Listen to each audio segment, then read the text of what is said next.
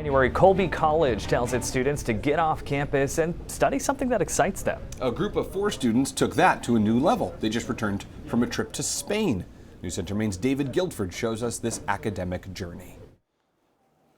A professor at Colby College has a friend who works at one of the largest energy companies in the world. The professor says, I've got some students here who need some real-world experience.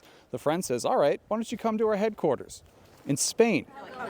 Toto, Spain, Layla. This is not your average oral presentation. The environment, Iberdrola's people, or our workforce. These well-dressed students are giving a mock lecture on the finer points of sustainability and corporate policy. Thousands of institutions and organizations. This is part of a test run for a bold new program at the school, partnering with CMP's parent company Avangrid and its parent company Iberdrola. I think these kids were already looking at the issues in Maine and looking at and trying to understand energy policy.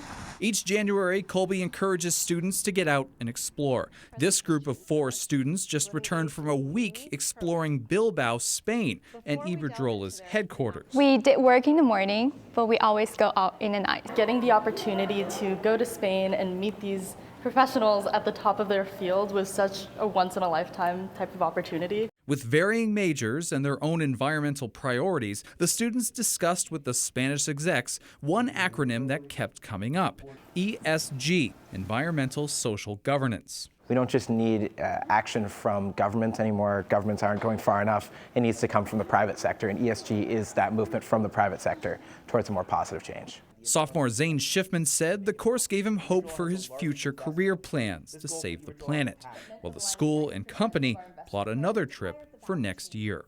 In Waterville, David Guildford, News Center Maine.